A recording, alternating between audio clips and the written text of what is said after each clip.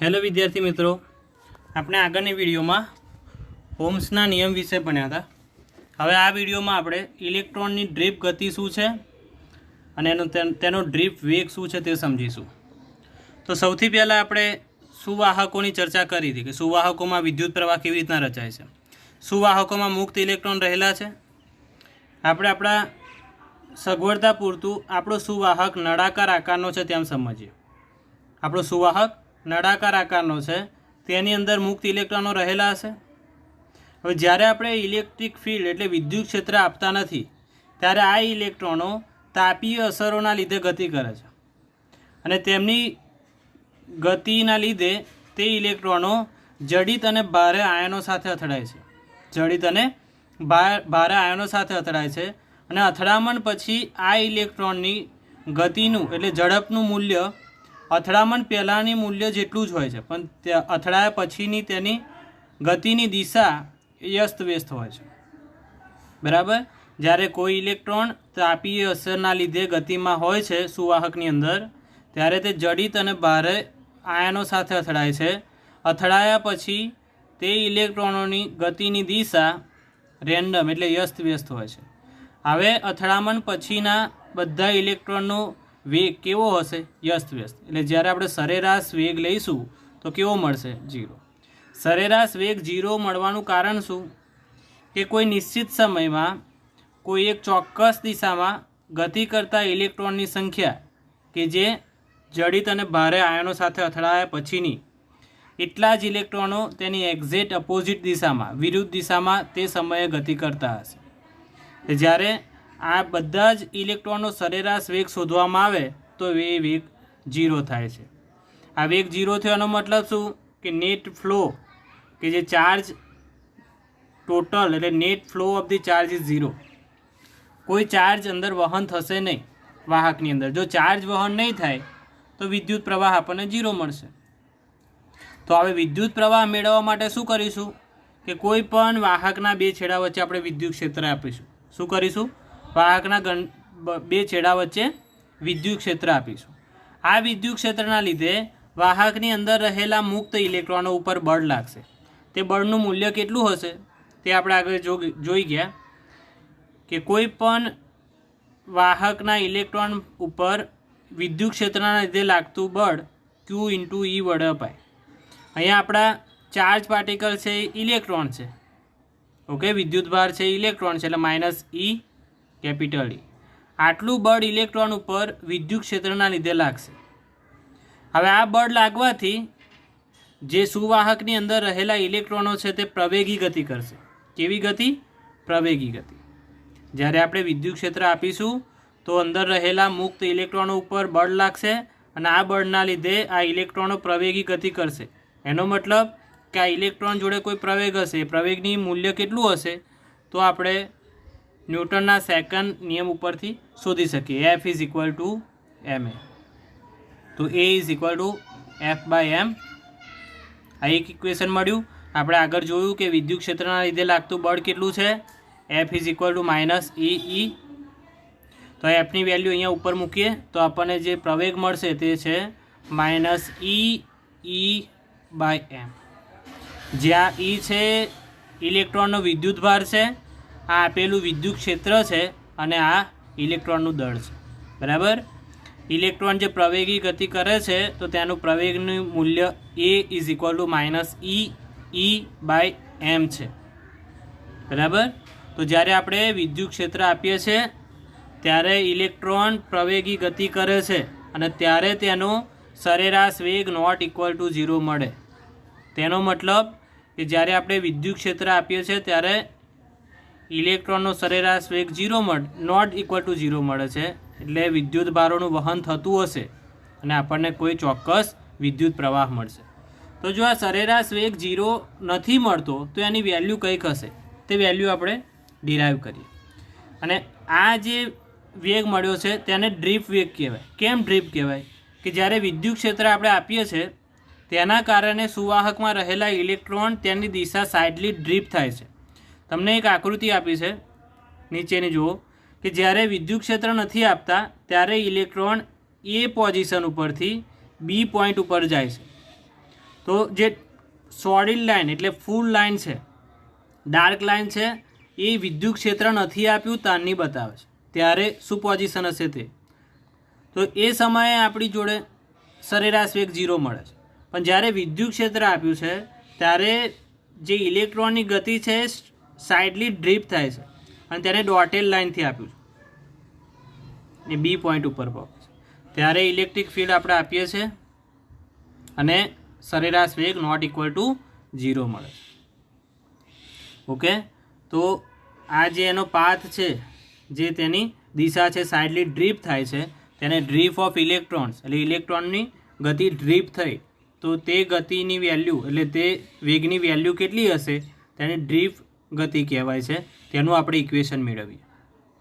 Okay, તો આપણે આ ઇક્વેશન મેળવ્યું કે ઇલેક્ટ્રોનનો પ્રવેગ કેટલો છે, a is equal to minus e capital E by m. કેવી રીતના મળ્યું? આ વિદ્યુત ક્ષેત્રના લીધે લાગતું બળ માઇનસ ઈ અને ન્યૂટનના બીજા નિયમ ઉપરથી F is equal to m a is equal to minus e. ત્યારે આમાંથી એની વેલ્યુ મળશે એટલે આ એમ નીચે જશે અને તમને મળશે value a is equal to minus e capital E ભાગ્યા એમ. જ્યાં ઈ છે ઇલેક્ટ્રોનનો વિદ્યુત ભાર છે, કેપિટલ ઈ છે આપણે આપેલું વિદ્યુત ક્ષેત્ર છે સુવાહકના બંને છેડા વચ્ચે, અને એમ છે એ ઇલેક્ટ્રોનનું દળ છે. ઓકે, તો આપણને પ્રવેગ મળ્યો કે જ્યારે વિદ્યુત ક્ષેત્ર આપીએ છીએ ત્યારે ઇલેક્ટ્રોન આટલા પ્રવેગથી ગતિ કરશે. ઇલેક્ટ્રોનની પ્રવેગી ગતિ છે. અહીંયા તમને જે ઇક્વેશન આપ્યું છે તે બતાવે છે કે સરેરાશ વેગ 0 થાય છે જ્યારે વિદ્યુત ક્ષેત્ર આપણે આપતા નથી ત્યારે. પણ અહીંયા સુવાહકમાં એવું નથી કે એક જ ઇલેક્ટ્રોન છે, તેમાં ઘણા બધા ઇલેક્ટ્રોન્સ હશે. તો અહીંયા આપણે ધારીએ કે n ઇલેક્ટ્રોન્સ હશે તો તેનો સરેરાશ વેગ પણ 0 મળશે જ્યારે વિદ્યુત ક્ષેત્ર નહીં આપ્યું હોય ત્યારે.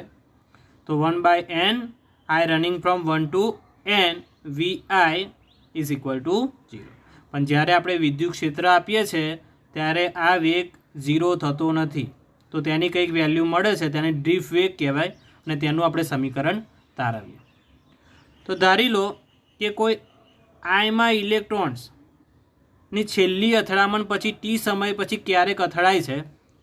કોઈ ઇલેક્ટ્રોન્સ ટી સમય બાદ કોઈ જડિત ભારે આયન સાથે અથડાય છે અને આ અથડાયા પછી T1 જેટલો સમય કાપે છે અને પછી કોઈ આયન સાથે અથડાય છે. તે અથડાયા પછીની તેની ગતિ આપણે VT લઈએ અને આ અથડામણ પૂરતી તેની ગતિ VI લઈએ. એટલે ઇન શોર્ટ આપણે એવું કહી શકીએ કે VI છે એ કોઈ સમય માટેની પ્રારંભિક ગતિ છે અને અથડામણ પછીની ગતિ આપણે VT લઈએ કે જે T1 સમય જેટલો કાપીને પછી આટલી ગતિ મેળવશે ઇલેક્ટ્રોન્સ. તો આપણે વેગ અને સમય વચ્ચેનો સંબંધ, આ સમીકરણ તમે ધોરણ 9માં ભણી ગયા. વેગ અને સમય વચ્ચેનો સંબંધ તે આવું હતું, V is equal two U plus AT, જ્યાં U છે પ્રારંભિક ગતિ, V છે અંતિમ ગતિ, A છે તે પ્રવેગ અને T છે તે સમય. તો અહીંયા એવું જ ઇક્વેશન છે, પણ અહીંયા પ્રારંભિક ગતિને VI કીધું છે, અંતિમ ગતિને VT કીધું છે, અને તમારો પ્રવેગ A છે અને સમય T છે. તો કોઈ આ એક ઇલેક્ટ્રોન માટે થયું, પણ સુવાહકમાં તો ઘણા બધા ઇલેક્ટ્રોન છે. તો આપણે એવું ધારીએ કે n ઇલેક્ટ્રોન છે, તો આ બધાની જો આપણે સરેરાશ ગતિ શોધવી હોય તો આનું સરેરાશ મૂલ્ય જોઈએ. તો આપણે સરેરાશ મૂલ્ય લઈએ કે VT એવરેજ એટલે સરેરાશ is equal two VI average plus A. આપણે પ્રવેગને સરેરાશ નથી લેતા. કેમ નથી લેતા તે પછી આપણે જોઈએ. અને સમય લઈએ એવરેજ, એટલે સમયનું પણ આપણે સરેરાશ મૂલ્ય લીધું. અહીંયા પ્રવેગને સરેરાશ મૂલ્ય નથી લીધું, એનું કારણ છે કે આપણો જે વાહક છે એની અંદર રહેલા ઇલેક્ટ્રોનને આપણે એક જ મૂલ્યનું વિદ્યુત ક્ષેત્ર આપીએ છીએ. જે વાહકમાં n ઇલેક્ટ્રોન્સ રહેલા છે એ બધા ઉપર વિદ્યુત ક્ષેત્ર જે આપ્યું છે તેનું મૂલ્ય કેવું છે? સરખું. એટલે બધા ઇલેક્ટ્રોન સરખી પ્રવેગી ગતિ કરશે, એટલે બધા ઇલેક્ટ્રોન જોડે સરખો પ્રવેગ હશે. ઓકે, કેમ આપણે પ્રવેગનું એવરેજ વેલ્યુ નથી લીધી? કારણ કે આપણે જે વિદ્યુત ક્ષેત્ર આપ્યું છે સુવાહકના બંને છેડા વચ્ચે તે વિદ્યુત ક્ષેત્રનું મૂલ્ય સરખું છે અને બધા ઇલેક્ટ્રોન ઉપર સરખું બળ લગાડશે અને બધા ઇલેક્ટ્રોન સરખી પ્રવેગી ગતિ કરશે. એનો મતલબ કે બધા ઇલેક્ટ્રોન સાથે સરખો પ્રવેગ હશે. અહીંયા ટી છે એ શું છે? તો કોઈ પણ બે ક્રમિક અથડામણ વચ્ચેનો સમય છે. ઓકે, ટી શું છે? કે જ્યારે ધારો કે ઇલેક્ટ્રોન તમારો એ જગ્યાએ છે અને બી જગ્યાએ પહોંચ્યો અને પછી સી, આ સી લઈએ આપણે અને આ બી ડેશ લઈએ, તો એથી બી જેટલું સમય કાપ્યો, અંતર કાપવા માટે જે સમય લીધો, એથી બી જગ્યાએ ગયો, ત્યાં અથડાય છે, ત્યાંથી બીથી સી પોઈન્ટ ઉપર ગયો અને ત્યાં પછી અથડાય છે. તો આ પહેલી અથડામણ થઈ, બી પોઈન્ટ આગળ પહેલી અથડામણ થઈ, પછી બીજી અથડામણ થઈ સી આગળ. તો એ બંને પોઈન્ટની વચ્ચેનું જે અંતર કાપવા માટે જે સમય લીધો તે ટી છે. પણ અહીંયા કોઈ અથડામણ પછીની ઇલેક્ટ્રોનની ગતિ સરખી નથી, વ્યસ્ત વ્યસ્ત છે. એનો મતલબ કે કોઈ પણ ક્રમિક અથડામણ વચ્ચેનો સમય હંમેશા માટે સરખો નહીં મળે. પહેલાં સપોઝ કે એથી બી આગળ જવા માટે T1 જેટલો સમય લીધો હશે, હવે બીથી સી આગળ અથડામણ થઈ તો અહીંયા T2 હશે, હવે સીથી ડી આગળ ગયો ત્યારે T3. ઇન શોર્ટ એવું કહી શકીએ કે કોઈ પણ બે ક્રમિક અથડામણ વચ્ચેનો સમય સરખો હોતો નથી. એટલે આપણે શું લીધું? એવરેજ સમય લીધો. અને ટી એવરેજને આપણે ટાવ વડે દર્શાવીશું. ટાવ એટલે શું થયો? રિલેક્સેશન સમય. રિલેક્સેશન સમય. રિલેક્સેશન મીન્સ કે કોઈ પણ બે અથડામણ વચ્ચે ઇલેક્ટ્રોન રિલેક્સ હોય છે, તો કેટલા સમય માટે રિલેક્સ રહ્યો તેને રિલેક્સેશન સમય કહેવાય. બરાબર? તો તેને ટાવ વડે દર્શાવીશું. એટલે આપણી જોડે જે ઇક્વેશન બન્યું કે V T average is equal to V I average, કાં તો સરેરાશ પણ તમે લખી શકો, સરેરાશ પ્લસ એ અને ટી સરેરાશ. હવે ટી જે વી ટી એટલે ફાઇનલ અંતિમ વેગ છે તેને આપણે વી ડી વડે દર્શાવીશું. આ વી ડી એટલે જ્યારે વિદ્યુત ક્ષેત્ર આપણે આપ્યું છે ત્યારનો કોઈ ઇલેક્ટ્રોનનો વેગ. હવે પ્રારંભિક ગતિ તો આપણે જોયું કે ઇલેક્ટ્રોન જ્યારે વિદ્યુત ક્ષેત્ર આપણે નથી આપતા ત્યારે તેનો સરેરાશ વેગ કેવો થાય છે? 0. એટલે પહેલી ટર્મ આપણી છે કેવી થઈ જશે? 0 થઈ જશે. હવે આપણી જોડે શું રહ્યું? એ અને જે ટી એવરેજ છે એટલે ટીનું સરેરાશ લીધું અને તેને આપણે કહ્યું ટાવ. એટલે v d is equal to a tau મળી ગયું. V d is equal to a tau. હવે આપણે એની વેલ્યુ આગળ શોધી, કેટલી છે? Minus e capital E divided by m. તો એ વેલ્યુ અહીંયા મૂકી દઈએ. શું મળશે? V d is equal to minus e એટલે ઇલેક્ટ્રોનનો વિદ્યુતભાર, કેપિટલ ઈ એટલે આપેલું વિદ્યુત ક્ષેત્ર, ભાગ્યા એમ એટલે ઇલેક્ટ્રોનનો દળ અને રિલેક્સેશન સમય. તો આ મળ્યું તમને ડ્રીપ વેગ. આ શાની વેલ્યુ આપે છે? કે જ્યારે કોઈ સુવાહકના બે છેડા વચ્ચે આપણે વિદ્યુત ક્ષેત્ર આપીશું ત્યારે ઇલેક્ટ્રોનો ડ્રીપ ગતિ કરશે અને તે ગતિ દરમિયાનની તેમનો વેગ તેને ડ્રીપ વેગ કહેવાય અને તેની વેલ્યુ મળશે માઇનસ ઈ કેપિટલ ઈ ભાગ્યા એમ ઇન્ટુ ટાવ. અહીંયા જે ઈ છે તે વિદ્યુતભાર છે ઇલેક્ટ્રોનનો, આ કેપિટલ ઈ છે તે આપેલું વિદ્યુત ક્ષેત્ર છે, ટાવ છે તે રિલેક્સેશન સમય. રિલેક્સેશન સમય એટલે બે ક્રમિક અથડામણ વચ્ચેનો સમય અને એમ છે તે ઇલેક્ટ્રોનનું દળ છે. ઓકે, તો આપણને જે ફાઇનલ ઇક્વેશન મળ્યું તે આવી રહ્યું. V d is equal to minus e capital E divided by m into tau. તેને શું કહેવાય? ઇલેક્ટ્રોનનો ડ્રીપ વેગ. ઓકે, એટલે આ તમારું ઇક્વેશન બન્યું કે જ્યારે વાહકના બે છેડા વચ્ચે વિદ્યુત ક્ષેત્ર આપણે આપીશું ત્યારે ઇલેક્ટ્રોનનો સરેરાશ વેગ 0 થતો નથી. એની જોડે કંઈક વેલ્યુ હશે, તે વેલ્યુ કેટલી? આટલી, અને તેને કહેવાય છે ડ્રીપ વેગ. ઓકે, તો તેના પછીનો આપણો પ્રશ્ન છે કે ડ્રીપ વેગ અને વિદ્યુત પ્રવાહ ઘનતા વચ્ચેનો સંબંધ મેળવો. ડ્રીપ વેગ અને વિદ્યુત પ્રવાહ ઘનતા. તો આપણે એક વખત સમજી લઈએ કે વિદ્યુત પ્રવાહ ઘનતા એટલે શું. ઓકે, તો કોઈ પણ આપણે આડછેદનું ક્ષેત્રફળ વિચારીએ અને તેને લંબ રૂપે વિદ્યુત પ્રવાહ પસાર થાય છે. તો આ આડછેદનું ક્ષેત્રફળનો એરિયા એ છે, બરાબર? તેનું ક્ષેત્રફળ કેટલું છે? આ કોઈ પ્લેન સરફેસ લીધી છે આપણે, તેનો એરિયા એટલે ક્ષેત્રફળ એ છે. તો આ આડછેદને લંબ રૂપે જે વિદ્યુત પ્રવાહનો જથ્થો વહન પામે છે તેને કહેવાય વિદ્યુત પ્રવાહ ઘનતા. તેને જે વડે દર્શાવાય. તેનું ઇક્વેશન કેવું બને કે વિદ્યુત પ્રવાહ જે આડછેદના ક્ષેત્રફળને લંબ રૂપે પસાર થાય તેને કહેવાય વિદ્યુત પ્રવાહ ઘનતા. બરાબર. કોઈ પણ આડછેદ આપણે વિચારીએ કે જે કેવી રીતે મૂક્યો છે કે વિદ્યુત પ્રવાહની જે દિશા છે તેને લંબ રૂપે છે. તો આનું ક્ષેત્રફળ એ હોય તો આના માટે વિદ્યુત પ્રવાહ ઘનતા J is equal two I/A મળશે. ઓકે. કોઈ પણ આડછેદના ક્ષેત્રફળને લંબ રૂપે પસાર થતા વિદ્યુત પ્રવાહના જથ્થાને વિદ્યુત પ્રવાહ ઘનતા કહેવાય. શું કહેવાય? કોઈ પણ આડછેદને લંબ રૂપે પસાર થતા વિદ્યુત પ્રવાહને વિદ્યુત પ્રવાહ ઘનતા કહેવાય. તેને જે વડે દર્શાવાય. એ J is equal two I/A જે મળ્યું. અને બીજું શાના વચ્ચે સંબંધ છે? ડ્રીપ વેગ.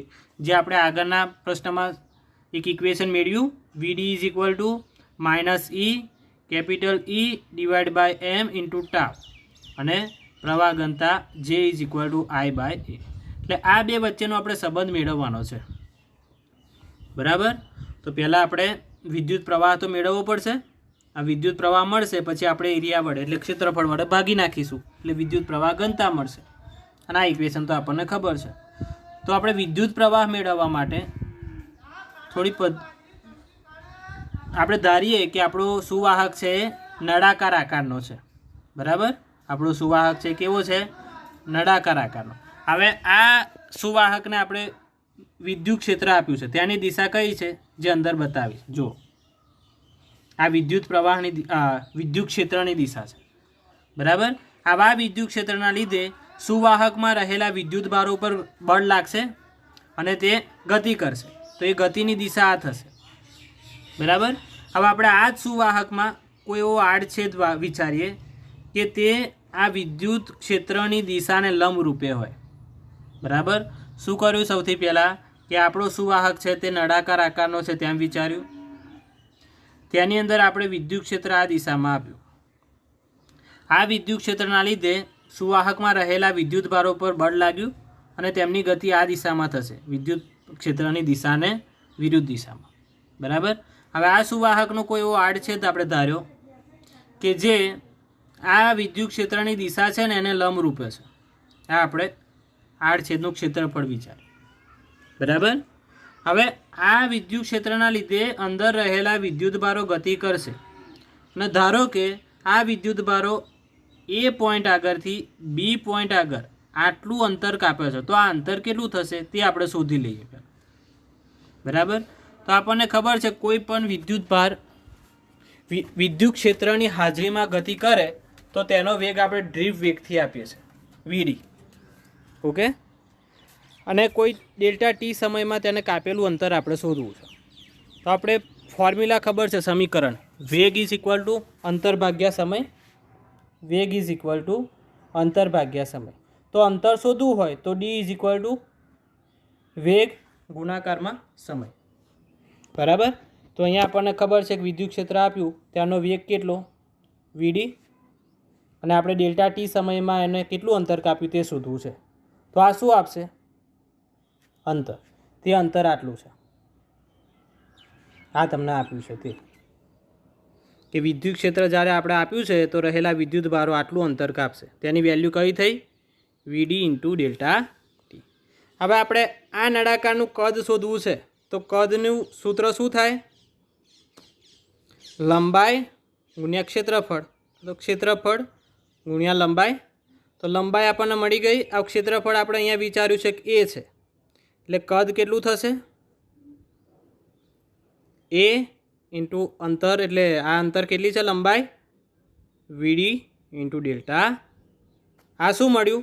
આ નળાકારનું વોલ્યુમ એટલે નળાકારનું કદ મળ્યું. બરાબર. શું મળ્યું? નળાકારનું કદ કેટલું મળ્યું?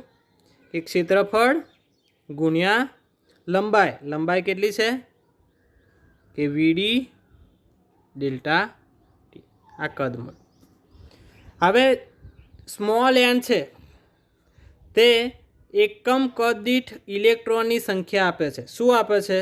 કે મુક્ત ઇલેક્ટ્રોનની સંખ્યા n. એક એકમ જેટલું કદ હોય તો તેમાં n જેટલા ઇલેક્ટ્રોન હોય. તો આપણી જોડે જે નળાકાર છે તેનું કદ આટલું છે, તો કેટલા ઇલેક્ટ્રોન હોય? તો આ કદને આપણે n વડે ગુણાકાર કરી દઈએ તો એ ઇલેક્ટ્રોનની સંખ્યા મળી જાય. બરાબર. n શું છે કે એકમ કદ દીઠ મુક્ત ઇલેક્ટ્રોનની સંખ્યા છે. હવે આપણી જોડે જે નળાકાર છે તેનું કદ કેટલું છે? તો આપણે શોધ્યું a ગુણ્યા વીડી ગુણ્યા ડેલ્ટા ટી. તો આટલા કદ માટે કેટલા ઇલેક્ટ્રોન હશે આ નળાકારમાં? તો n વડે આપણે આને ગુણાકાર કરવો પડે. તો ટોટલ ઇલેક્ટ્રોનની સંખ્યા આપણા નળાકારમાં કેટલી મળશે? કે એકમ કદમાં સ્મોલ n જેટલી હોય છે.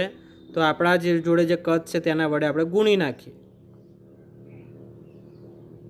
તો આ શું મળ્યું કે આટલા ઇલેક્ટ્રોન આપણા નળાકારની અંદર રહેલા છે. આટલા મુક્ત ઇલેક્ટ્રોનો આ નળાકારની અંદર રહેલા છે. બરાબર. તો હવે એક ઇલેક્ટ્રોનનો ચાર્જ આપણને ખબર છે કેટલો છે? -e. આ એક ઇલેક્ટ્રોન માટે થયું. પણ આપણી જોડે નળાકારમાં કેટલા ઇલેક્ટ્રોન છે? તો જ્યારે વિદ્યુત ક્ષેત્ર આપો છો ત્યારે આપણે પસાર થતો વિદ્યુત ભાર કેટલો હશે તે શોધવો છે. એટલે એક ઇલેક્ટ્રોન જોડે -e જેટલો વિદ્યુત ભાર છે. તો આપણી જોડે આટલા ઇલેક્ટ્રોન છે. તો આટલા ઇલેક્ટ્રોનનો વિદ્યુત ભાર કેટલો થાય? તો -e વડે આપણે આને ગુણાકાર કરવો પડે. એટલે n is equal to -e n a VD delta T. Okay. શું મળ્યું આપણને? વિદ્યુત ભાર મળ્યો. Delta Q is equal two એક ઇલેક્ટ્રોનનો વિદ્યુત ભાર -e જેટલો છે. આ નળાકારની અંદર રહેલા ઇલેક્ટ્રોન કેટલા છે? આપણે કેપિટલ n શોધ્યા. બરાબર.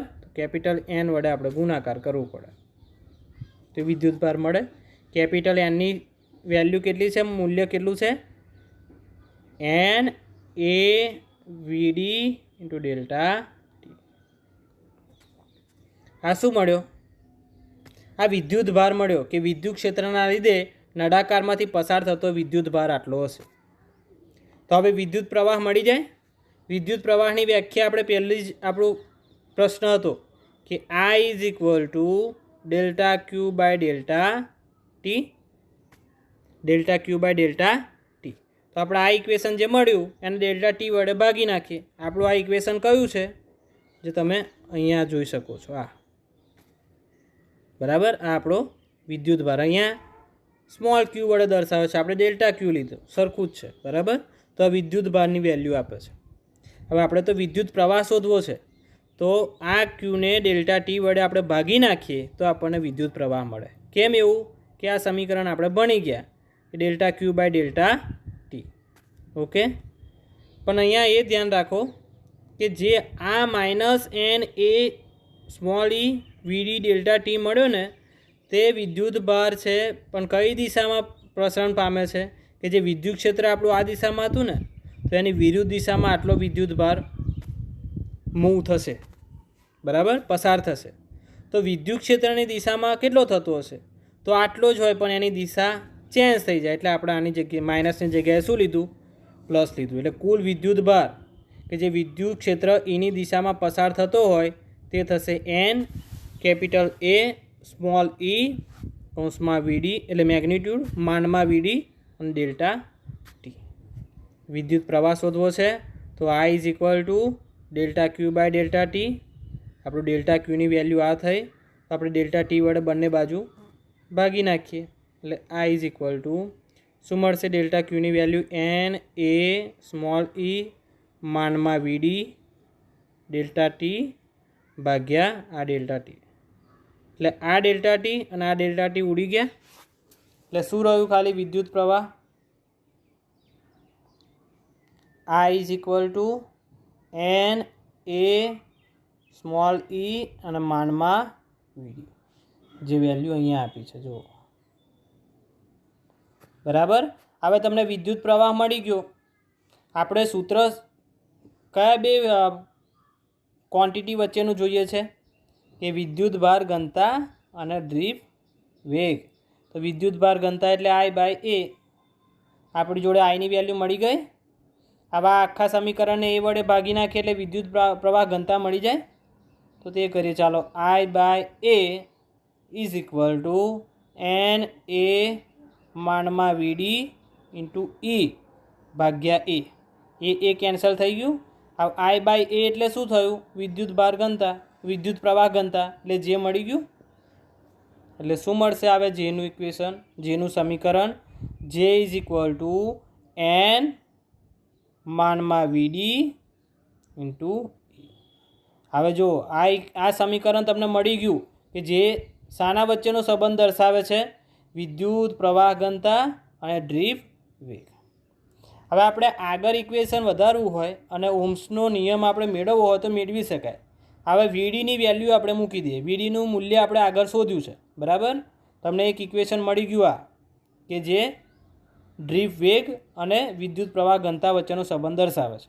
પણ આપણે આ વીડીનું મૂલ્ય આપણને ખબર છે તો મૂકી દઈએ. ચાલો, આપણને જે વેલ્યુ મળી એ શું હતું? મૂલ્ય જે ઇઝ ઇક્વલ ટુ એન વીડી ઈ. ચાલો, વીડીની વેલ્યુ કેટલી છે? આપણે આગળ ભણી ગયા, માઇનસ ઈ કેપિટલ ઈ ભાગ્યા એમ ઇન્ટુ ટાવ ઇન્ટુ ઈ. શું આવ્યું? માઇનસ ઈ છે. અહીંયા હવે આપણે આ માનમાં લીધું છે એટલે માઇનસ શું થઈ જશે? પ્લસ થઈ જશે. એટલે માઇનસનું પ્લસ લઈ લઈશું જ્યારે આ માનની બહાર કાઢીશું ત્યારે. તો એન આ ઈ અને આ ઈ એટલે ઈ સ્ક્વેર કેપિટલ ઈ, આ છે ટાવ ભાગ્યા એમ. શું મળ્યું તમને? આ મળ્યું આ ઇક્વેશન. જુઓ,